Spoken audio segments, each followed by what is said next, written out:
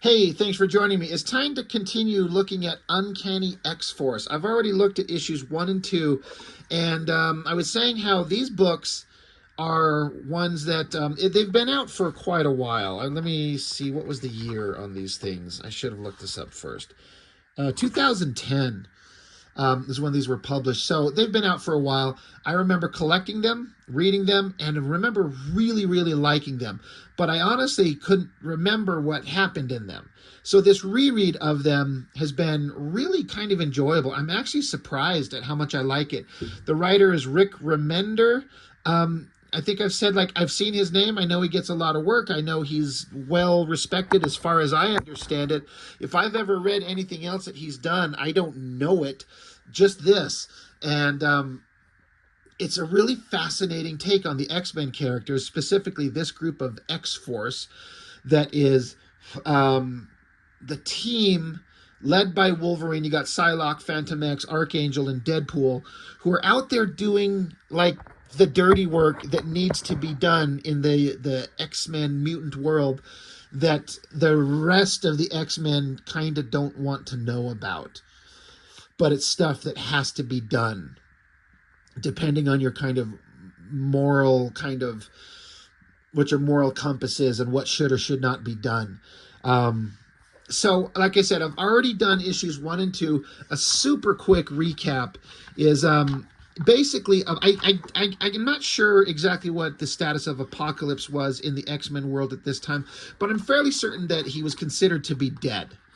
But it's all about, there's a new group of the Horsemen of Death, or the Four Horsemen, I should say, that have made their appearance, and it all leads into the rebirth of Apocalypse, which is a really scary idea. And one of the more intense ideas is that at this time, I have no idea how he got to this place. We're talking about Angel and Archangel and what the status of they are now. But in this kind of era, he could switch his form back and forth, if I understand correctly. I mean, I think that's the case, because it seems like he's Archangel all the time. But there was a time when he could switch back and forth. But the persona of the Archangel, the Horseman of Death, that Apocalypse altered Warren Worthington into, it's like a gnawing dark voice inside his soul, constantly trying to assert itself, and the good man that is Warren Worthington is constantly trying to fight it. And in a kind of a surprising but welcome addition in my mind, Warren Worthington, because here he is with his regular bird angel wings, like he can switch back and forth between bird wings and the Archangel, but he's in a romantic relationship with Psylocke, and she's able to use her telepathy to help her, or to help him keep the monster that is Archangel pressed down, so it doesn't assert itself and take over. So not only are they, like, there's a relationship that helps everyone, but they actually care about each other. It's really fascinating. I don't know where it got started at, but I kind of dig it. I'm on board with it. Phantom X is another one of those characters. I think he's a Grant Morrison creation. I never really got to read too much about him, or I should say that if I did, I don't remember much. I gotta say, I don't think I cared for him too much, but again, as I read these books, I'm way more interested in the character than I ever thought that I would be. But so again, there is this group, this team. They're off to do stuff that they reference Cyclops, making sure that Cyclops himself doesn't have to know about these dark things that they're doing. For a while, Cyclops did sanction this X-Force team, because there was a whole Uncanny X-Force group that did a lot of things with Cyclops's approval. I'm guessing Professor X is once again absent from the picture, as happens often, but he kind of disbanded the team. But the group is like, there's still shit we need to do, so they're doing their stuff secretly, and something horrible's going on. So they take off, they go on an adventure, and they run into this horrible monster It's just the start. This is an interesting moment that plays up into the future issues we're about to look at. Again, I don't know much about Phantom X, but he's got kind of like the ability to create illusions or hypnotic suggestions. He comes up to the big monster beast that's attacking them all. Like Psylocke tries to use her psychic knife on him, and he's so intense with the evil of like the apocalypse magic and abilities that's inside him that it just fucks her up. It doesn't work. So Phantom X just turns to this monster and he says, "The girl, look at her. She's the one." And so he just looks and fucking explodes. And so she's like, "What did you do?" He says, "You said he was full of gruesome thoughts, so I misdirected his feelings, made him believe he'd fallen in love with you. It didn't agree with him," which is a profoundly interesting idea. He just plants the post-hypnotic suggestion in this creature who knows nothing but violence and death that this is the woman that you love, and it just causes him to explode. And this will come up here in later issues. Meanwhile, Wolverine got infected by the god of war, and he's just like slaughter, consume, destroy, infect. Like he just turns in this mindless killing machine, which Wolverine can do on his own, but to push him to that far. So these are some of the toughest, most badass X-Men ever, and they're having a hard time. But they fight through it all. They find out what's going on. Deadpool's here being his kind of normal, jokey self. And they basically get to the idea, we get to the concept that Apocalypse has been reborn, but he's a child. And he looks innocent. He's got the pale skin and the lips and that type of stuff.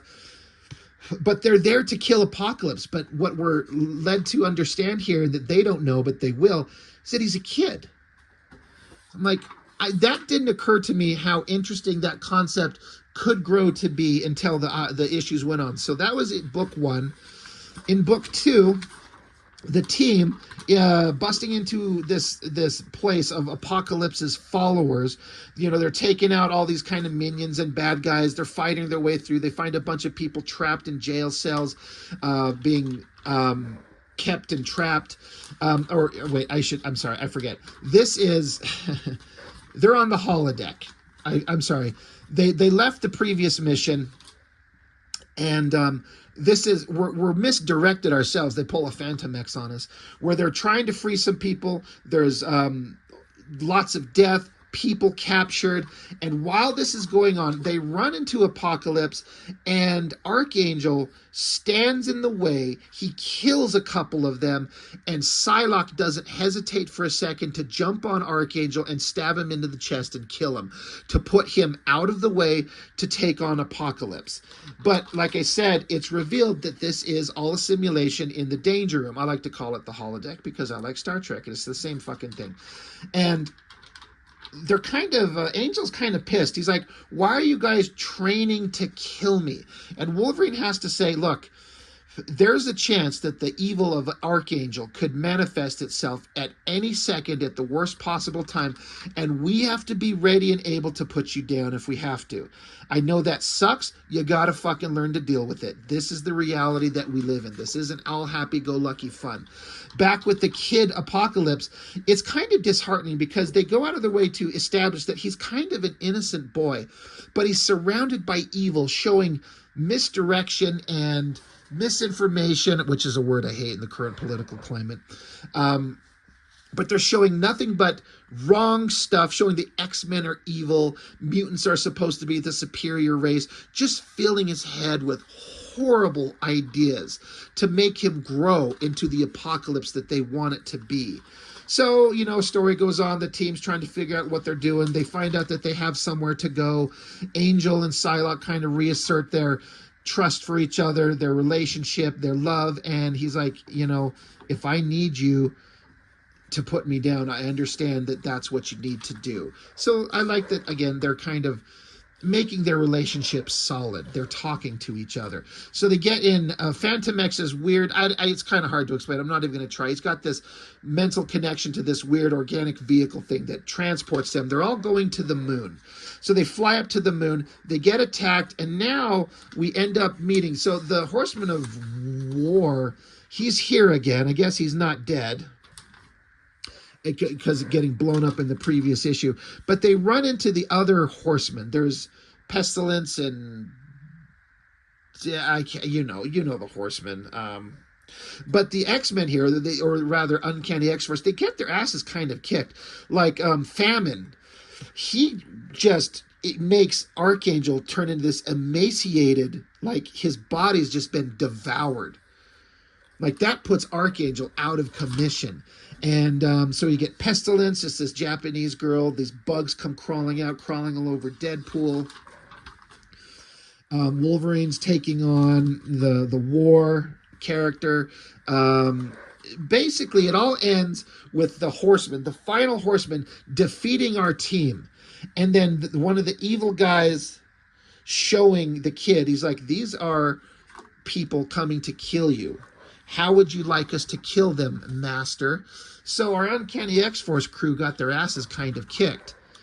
So to continue on with the story, the first several pages just explain where these new horsemen of the apocalypse have come from. Like this guy is from in Rome, 281.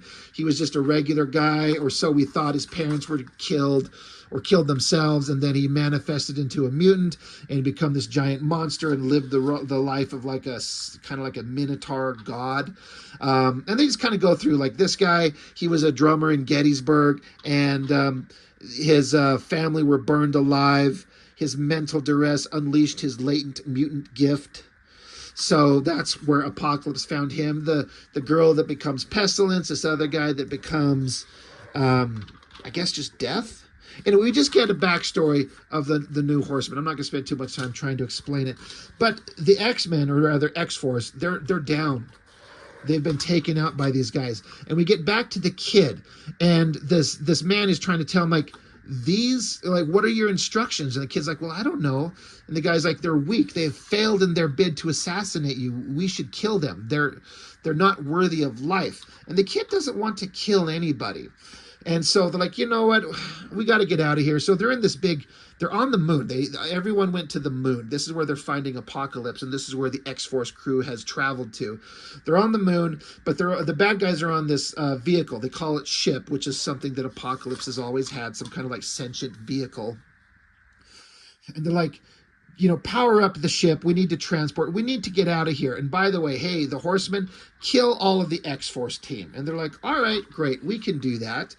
So Wolverine gets his ass up and starts fighting and gets in a battle with the guy. So the team kind of starts rallying. Psylocke is mentally talking to Fantomex, basically saying, I'm going to shut off your hearing. It's because if you hear the drumming of this guy, that's where his powers have an effect. I'm going to shut off your hearing and numb your pain receptors so we have a fighting chance, but don't waste a moment. Our bodies are dying rapidly.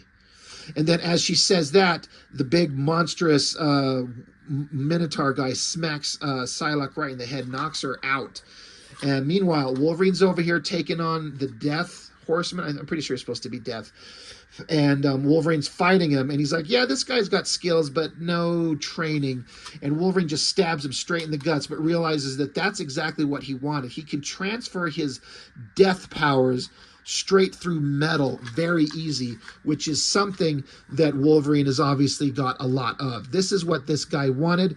I guess I should not forget to mention that the art by Jerome Opeña, holy shit, is he good. He just kind of came out of nowhere, and he's got this style that is like a balance of very realistic but still very dynamic, fun comic art. It looks incredible. I'm just such a big fan of what he does. I'm not sure what he's doing these days. I know I say that about a lot of artists. It's just like they're in the world of comics creating, and then suddenly you don't hear anything about them anymore. So I'm not sure where he's at. But Wolverine's basically, this is killing him. He's going to die. He can't heal from this. But what we find out shortly here in a second, we cut back over to Fantomex. And he's getting his ass killed by Pestilence here. But Fantomex is able to create a, what's the word? He uses a word for it. Like a oh my God, I can't think. He can create illusions to make people see and feel things that are actually not happening. He can do misdirection, which is what he does to stun this horseman here. So he gets away with his misdirection. He actually does it a lot in these books. It's almost like a overkill on a power, but if it works, it works. And then Deadpool, I've struggled a lot with Deadpool. I feel like he's a character that's been overdone, overexposed, overused. But there is a way to use him correctly. I like him as a bad guy, but he's just kind of become anti-hero good guy, especially with the movies and Ryan Reynolds, of which I enjoy those quite a bit. He's not Superman. He's not a hero like that, but he's a character that we want to like. And so he went from villain to anti-hero is basically the closest. And I honestly get kind of sick of him. And I know he's hyper popular, so I'm in the minority. But sometimes you run across something that portrays the character that seems faithful to who he is, but is done in a little bit of a different way that makes me like him. He's almost portrayed like he's a psychotic madman, but he's almost got like a childlike innocence in a way that's shown throughout the books here and there. But of course, we always have to have the humor. That's something that Liefeld interjected into him when he basically created Deadpool. It's just evil Spider-Man, in most basic kind of explanation. But Deadpool's crawling along, and we get some inner monologue from him, which I think is really clever. I'm going to read a little bit of it. He says, "My name is Detective Jim Jam McLanternjaw. Was on a route to a sunburn when she showed up. Kinda dame leads to a funeral. Some good bad trouble. Tells me a dingo ate her baby. This daddy-o ain't in the dingo baby eating business, but I am in the sexy lady touching my body business. Whenever a sexy lady wants to make with the business, I am in. The right chump takes the wrong job. Few leads went south, dropped me down that rabbit hole. Rabbit had teeth, biting teeth, thumping legs. Lazy eye fry cook at the Hojo's was lying, swore he didn't know, but that eye was too lazy to be telling the truth. So lazy." So Deadpool's out of his fucking mind. It's talking kind of like a old school detective kind of narration, while he's dragging his ass along the surface of the moon to the emaciated and rapidly dying Archangel. And he pulls a little device out of his belt that creates a Deadpool tent around, of there for that Deadpool is dragging Archangel into. He continues. Now his inner monologue becomes outer monologue. He starts his inner thoughts. Now he's just speaking them out loud. Deadpool says elbow grease and an elbow to Lazy Eye. The mook gave up the plot. Head to the moon and you'll find the cheese, he tells me. And Archangel lying here dying, he says, whatever you're saying, stop. You have to shut up. You have to shut up. And so Deadpool says, the Atkins diet, Warren, you'll know the weight'll come back on as soon as you reintroduce carbs. Because he's talking about the fact that he's emaciated because he got attacked by the horsemen.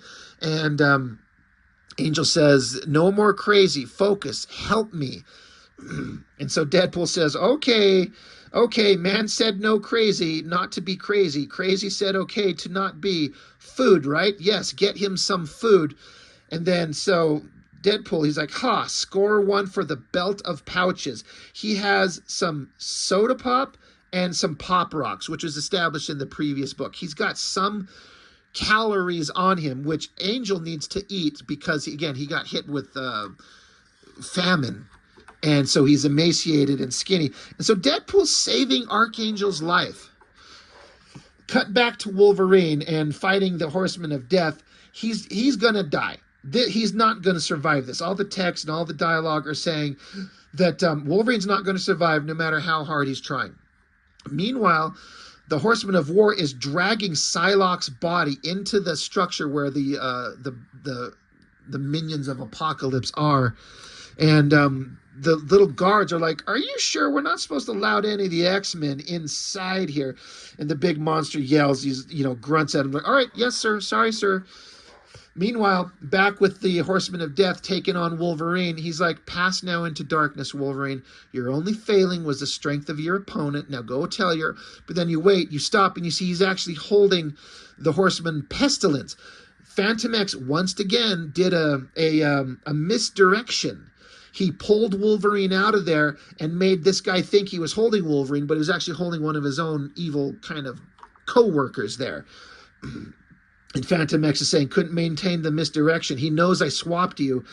We got to get going. We're all dying here. We got to figure out what's our next plan. And Wolverine says, no, Betsy's cracked. We got to go find Betsy. We got to get her.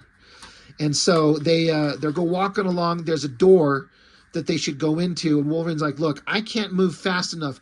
Drop me. Let me go. You go find Betsy. Go save her, and go do what we're here to do. And Phantom X says, no, you aren't getting out of this that easy. You threw this party. You're helping clean up. So again, Phantom X is pretty fucking tough. And I didn't know this about him. And I'm kind of liking the character. Inside the Apocalypse base, the giant monster dragged Betsy Psylocke into here, and she wakes up and she says that she's bruised and she hurts, but there's silk on her legs, the smell of burning sage. She's like, yeah, my situation has changed. And so the giant monster, he says, it's good you live. I could have crushed your head. I so desired it. I do want to kill you, and yet you are the one. I can't ignore it. The man said it, and then it was true. So going back to issue 1, I think it was, where Phantom X put that idea in his head that she's the one, and he exploded. Well, he's part of Apocalypse's crew, so he's obviously not dead. So now he's like, in his head, in his mind, in his heart, if he has one, he's in love with her. And he doesn't quite get it, but he knows that it's there. He says, I do love you. It nearly destroyed me. I spent days collecting myself, but the thought of you gave me impetus. Am I saying that right? And so Psylocke saying misdirection works too well. So Psylocke plays along. She says, I too feel this conflicting urge. We are enemies, yet we both desire the natural, inevitable domination of Homo Superior. The monster says, no one will ever mistreat me again, never, ever. And she says, no one will ever hurt you, Decimus, not anymore. And she says, my name, you know my true name? She says, if I were to return your affections, I'd need to know the ugliness in you that I perceived before. And he says, has faded? Now, again, in your company, the thirst for war has faded. So she's reaching up, she's touching him. She's playing into the fact that he's falling for her.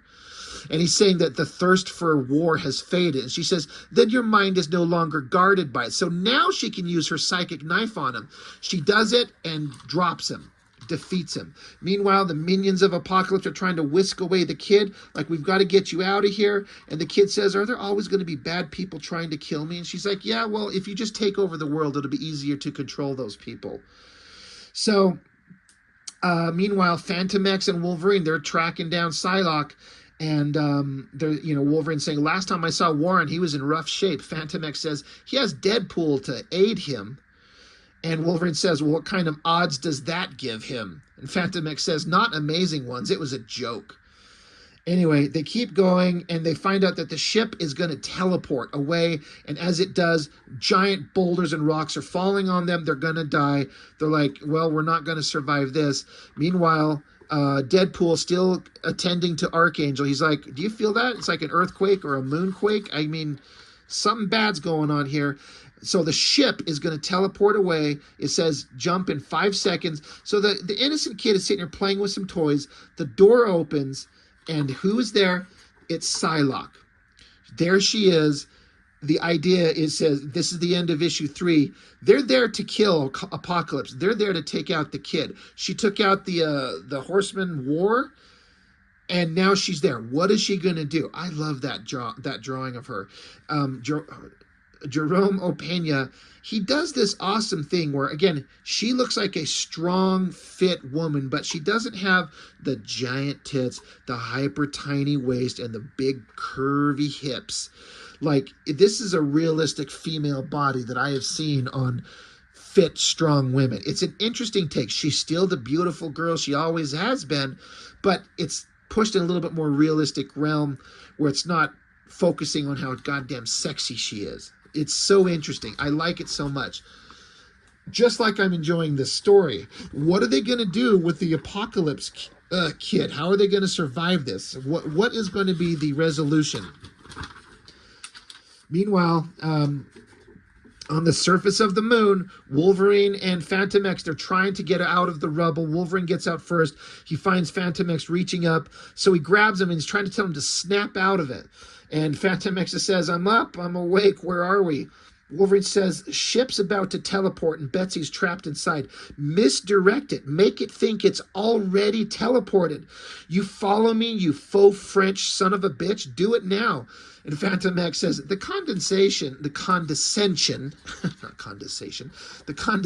is unnecessary.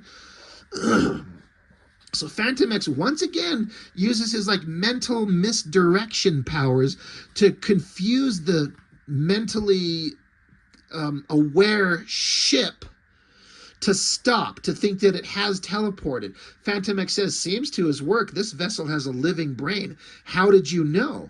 Wolverine says, I gambled that this ship must be some kind of clone of another one I've had dealings with, which is the one that existed in the X-Factor comic forever ago.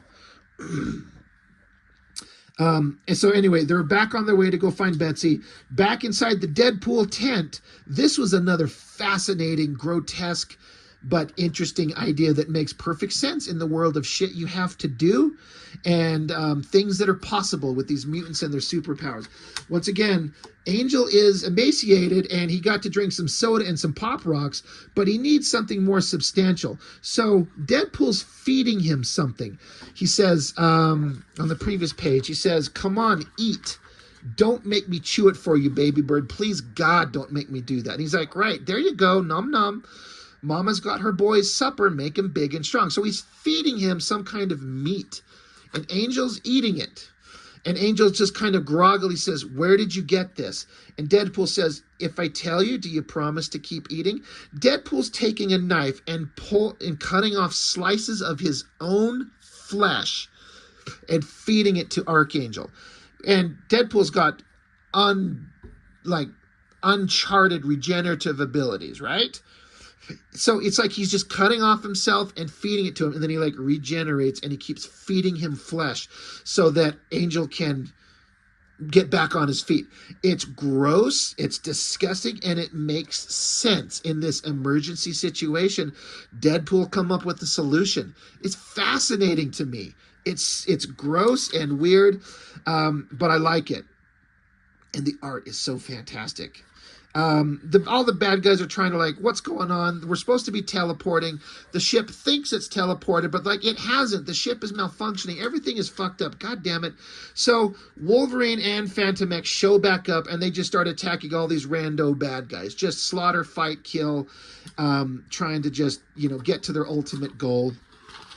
And I'm just going to skip through all of this a bit because it's fighting, and there's good dialogue, character building in the dialogue between the characters as it goes. It's really good. Once again, Wolverine is attacked by the powers of the horsemen, and they're knocked on their ass. They're down, and it looks like bugs and brains are crawling out of Wolverine's brains, out of his head there. And so with the horsemen over here, the one is saying, pestilence, my beloved, savor this memory. Your beetles have devoured the brains of a man long thought impossible to kill. So they think that they did it. They killed Wolverine and Phantom X. They finally just did it. But then they're teleported away. And they're like, God damn it, that damned illusionist has painted another lie. And so what Phantom X did is, using his illusions, his misdirection, whatever his powers exactly are, he took them and put them inside his weird vehicle nervous system thing that he's got connected to him that's like a separate entity that he controls. And they got teleported inside that ship that is controlled by Phantom X, and it says, the planet is inhabitable, but I'm afraid the indigenous life is less than cordial. Best of luck. So then now here we are with Wolverine and Phantom X. Once again, Phantom X used his misdirection powers to save their asses. And Phantom X is saying Eva deposited them on a planet far, far away. He says, I've never attempted a misdirection of such magnitude for so long. So basically, he used his powers so intensely, he's kind of knocked on his ass. He's kind of useless. He can't walk. He can't move. Wolverine's like, that's fine. Come on. I'm going to carry your ass. You've saved us multiple times. So at least they kind of acknowledge that, Phantom X does have some limits. They're like, come on, we got to go find Apocalypse.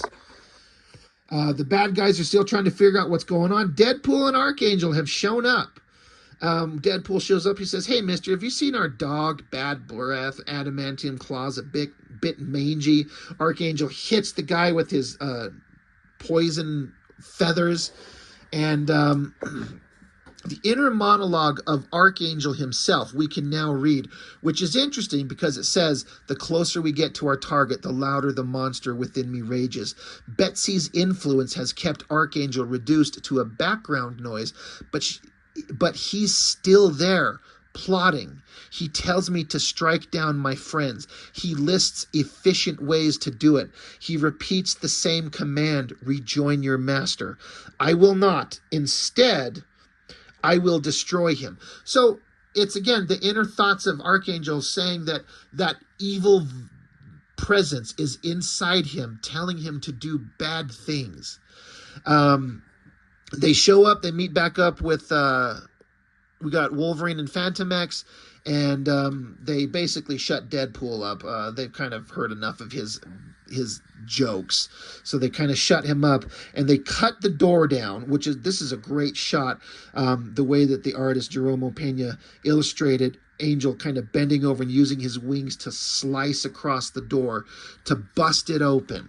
They're after the child Apocalypse, and there's Psylocke. Remember, we just saw her at the end of the book implying that she was going to kill him. There she is standing there in front of him, and the team kind of look like, hey, like, what's going on? She holds her sword up and says, you will not touch a single hair on this child's head. Anyone who tries will have to go through me. So suddenly, this is the whole kind of climax of the story, is like, this is a kid. What do we do with him? And so Wolverine's like, okay, Betsy, ease down, calm down. Archangel says, man or child, if we allow him to live, the result will be the same. And she says, it doesn't have to be. He's still a child. We can train him. Angel says, that isn't an innocent child. That's a bloodthirsty monster. Betsy says, no, he is a child, Warren, a mutant child. If we kill this boy for what he might do one day, what does that make us? And he says, heroes who stopped the Armageddon that thing will one day cause. So they're having a philosophical and moral debate of the most intense type. And lovers are facing off against each other, Betsy and Archangel. So they're taking kind of a fighting stance. Unfortunately, my pages have come out of the middle of this book. Betsy says, how can you be so certain? And he says, the people that have been raising him have made this doe-eyed child to just deceive you. Believe me, this is all a lie. No nurturing will cleanse this beast's nature. There's no rehabilitating that thing. And so Betsy says, would you not extend to him the same clemency that we afforded you? Should we have killed you once you became infected by the Archangel? And so once again, the inner dialogue of the Archangel inside him says, serve your master, kill the assassins. No, kill them all, protect your master. No, kill the boy while I have the strength. So Angel is fighting himself inside. And a fight breaks out. She says, you'll regret this as long as you live. He fires some of his feathers, and it just barely misses the kid's feet. He's swiping his wings. Betsy's diving under it. She's fighting back. It looks like she stabs him in the chest. So fight has broken out. While they're fighting, while Angel and Psylocke are fighting, Wolverine is standing there staring at the kid. No words, no text box. Thank you, Rick Remender. Thank you for letting the art just tell the story. Wolverine could kill the kid right now. He could. Maybe he should. He has the chance. Psylocke is saying, I will not allow this. Angel saying, I'm not asking. And then so Angel turns to Wolverine and says, Logan, do it now. Deadpool's looking on with kind of like a look of concern and shock. Phantom X is just kind of silently watching himself. Wolverine pops his claws, and the kid is sitting there with tears in his eyes. He's crying because they are establishing that he is, in fact, an innocent kid. But there's no denying the extreme possibility of what he will grow to be. What do you do? What a horrible situation. I don't know that there's a right answer. You kill an innocent kid and save millions? Do you go back in time and kill Hitler and stop World War II and save all the lives that you could have potentially saved in the future? Or do you go back in time and stop yourself because you're not going to murder a child? It's so fascinating in an X-Men comic. You know, this is, I gotta say, this is one of the better stories. Like they've set up a scenario. I don't know how they're going to resolve it. She's kicking him in the head, knocks Angel to the ground. She's standing over him. What a great piece of artwork, this extended body angle shot. She's got the sword up. She says, stop right now or I'll, and he says, you'll what? Kill me to save him? She's got the sword. She's holding it. And Wolverine says, enough. Betsy's right. We shouldn't do this. And so, you know, Wolverine's trying to defuse the situation. Psylocke lowers her sword. And Angel jumps up. He says, I agree, Logan, that we shouldn't. You know, Wolverine's helping Angel to his feet. He says we shouldn't, but we must. He slices with his wings, knocks down Wolverine and Psylocke. He's walking towards the kid.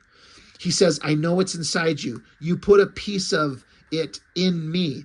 It will grow to hurt millions of people. And the kid says, I won't. I swear. Angel says, you can't help yourself. You are Apocalypse. And so he looks, intense look on his eyes. He grunts, he screams. But then the good man that is Warren Worthington stops. He says, no, I can't. I can't. He says, God help us all. I can't. And Psylocke says, we understand, Warren. We all understand. Wolverine says, it's the right move. We'll bring the boy back, rehabilitate him, train him the best that we can. So this is how I think a standard 1970s and 80s Chris Claremont story would end. They'd be presented with this horrible situation, but then say, you know what, we're going to do the right thing, the heroic thing, the good thing.